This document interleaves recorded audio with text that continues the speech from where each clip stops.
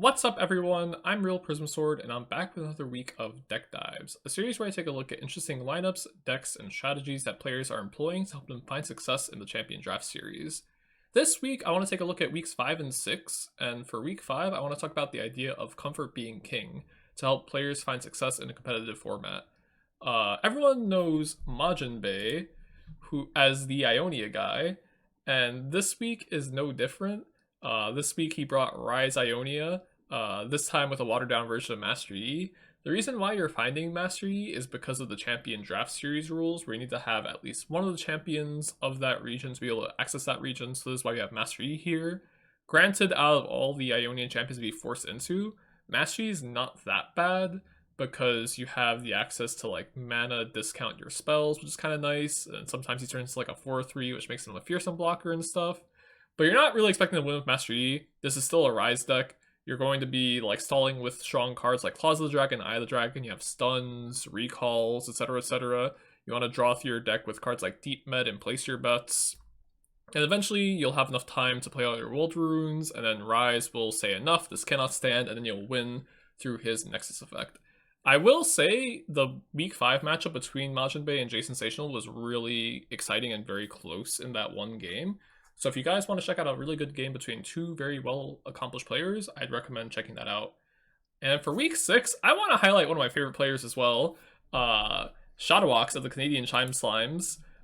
This week he brought like crazy stuff. Like he brought Lysandra Victor, which turned out to be like an elemental P&Z control-y list kind of. He brought Shenronectin, which seemed to be like a Void Abomination, plus like a bunch of keyword soup with like double attack and lifesteal and elusive, all that stuff. And he also brought Lowy Lux. And because of what Shadowbox did, I actually wanted to get into contact with him to see like what was he planning when he was head chef this week in his kitchen. And Shadowbox did reply, and he mainly came up with a couple different things. If you look at how his lineups were constructed for like each week of the Champion Draft series, no lineup is pretty much the same as the previous week. So it's harder to really like target Shadowbox. It's hard to like be like, oh yeah, like he's gonna bring this, this, and that. And that's the 3 decks to expect. Like every week is something different. And I will say these decks are like very well composed. The Lowy Lux, like he thought was his best deck to be against like most of Spids' lineups, because she's been bringing stuff like Plunder and stuff. And this was the deck that ended up getting banned. But the Lysandra Victor list and the Shenronectin list are like completely out of left field. Very rarely will you see like elemental control lists using stuff like Aisia, Figurehead of the Deep. I definitely butchered her name, unfortunately, sorry to her.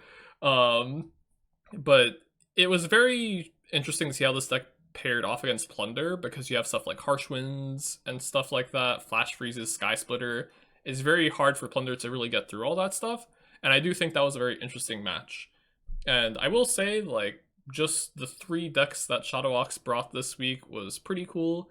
So if you guys haven't checked out that match, be sure to check it out, because it was a very, very cool one. And both players are very fantastic players as well. But anyways, that's going to be it for me for this week of Deck Dives. I hope to see you all soon for the next one, and I hope you have a great week. See ya!